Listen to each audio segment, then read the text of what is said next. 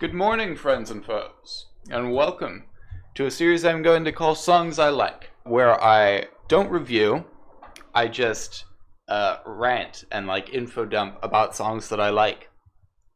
And we're starting with Rewind by Sylvan Esso. Hold on, I'm gonna listen to it so I can get some shots of me dancing. Rewind by Sylvan Esso is the final track on their second album, What Now? And it's just such a vibe. It sounds like a summer afternoon, just all the way through, but the instrumental in particular, and the instrumental has got to be my favorite part of the song, and honestly the best instrumental I think I've ever heard. It just sounds like a summer afternoon jam session with a bunch of players who don't know exactly what they're supposed to be doing, and that's what makes it good. They're all slightly baked or something, I don't know. It's just really, really chill. It's so nice. And the bass line, bum, bum, bum, bum, bum, bum, bum, bum, ba ba boom, bum, bum, bum, ba ba boom, bum, bum, bum. Yes, I know I'm not very good at singing. I have recorded my voice, yes, I know this. It's just...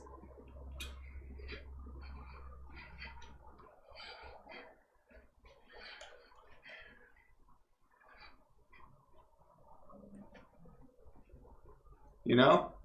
It's very danceable. And the lyrics are great as well. I probably should have come up with more to say than that. But now, I can do a little tangent on the other two versions of this song that are available, namely the Echo Mountain session and the live version from With.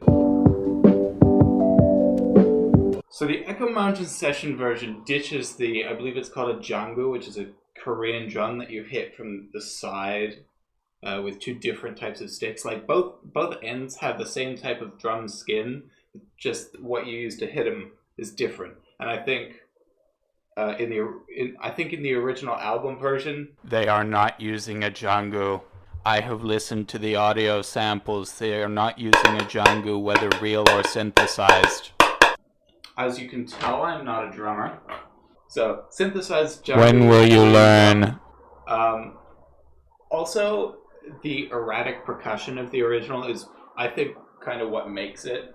The Echo Mountain session version has a very good vibe as well, but it doesn't have the same vibe. It's not summer afternoon, it's more summer night, because it's got the classic drum kit where they hit the rim of it and also hit the center of the snare at the same time, that kind of sound. You probably know what I mean. But also, the flute in the Echo Mountain session recording is just so good. Shut the fuck up! Shut up! In the Echo Mountain session version, there's a flute, which just sounds so good. I love the sound of a flute. Particularly when it's not playing Flight of the Bumblebee fast. I like it when it's just soft and smooth and foresty. It does sound foresty, although the electric guitar really counteracts that, I think, and kind of grounds it a bit. I want to say not in a good way, but the result is still good. It's not worse for that, it's just I like it less grounded.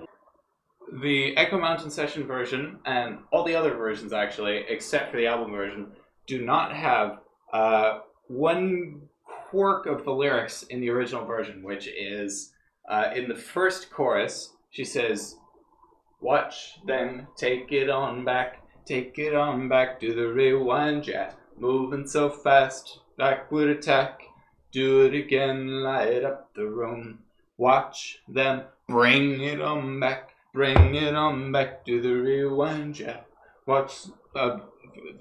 Forgetting the lyrics as I'm singing, that's not a good idea. But basically, yeah, they sing "Bring It On Back" in the album version, which I love.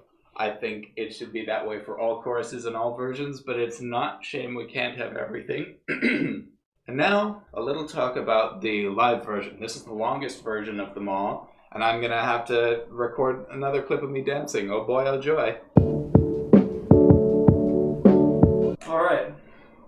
Oh, I'm facing the wrong direction. So the live version is more along the lines of the Echo Mountain session version, except it uses the drum kit to simulate the erratic percussion of the original, which is, I mean, towards the start of the song, there are some bits where it like bounces weirdly, I guess, and if you're trying to dance, you kind of lose it. You lose the beat, but that's not necessarily a bad thing with such an erratic percussion style.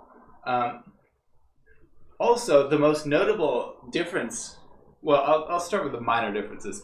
Another, I mean, it's not a particularly minor difference, but the fact that Amelia May sings in such a different style rather than the soft, almost crooning, I guess, style of the original. It's more twangy and like confident, I guess, which I also like. I mean, I've never heard a song with Amelia Meath in it where I didn't like the vocals. But the most important difference between this version of the song and the other versions of the song, or really any other song I think Sylvan Esso has ever made, is that the instrumental section is replaced with this really, well, it's not really long for like Pink Floyd, but it's really long for Sylvan Esso guitar solo that makes you feel like you're in a trance, or at least I would have felt like I was in a trance if I didn't know every second that there was a camera on me, which was hard to tear my mind away from. It's just so nice. And like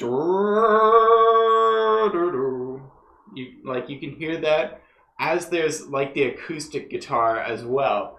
It's so nice.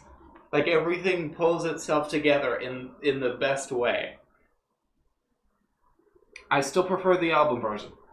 Also, according to Last.fm, I've listened to the album version of Rewind more times than I've listened to any other song.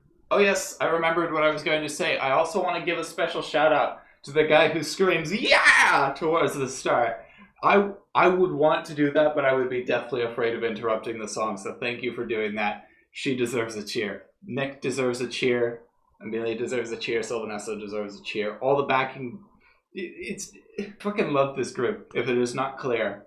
Like, I love this song, but I also love most of the songs from this group. Keep going. It's very, very good. I approve highly. But anyway, friends and foes, I think that's about all I have to say at the moment. So, I will see you at some time in the future.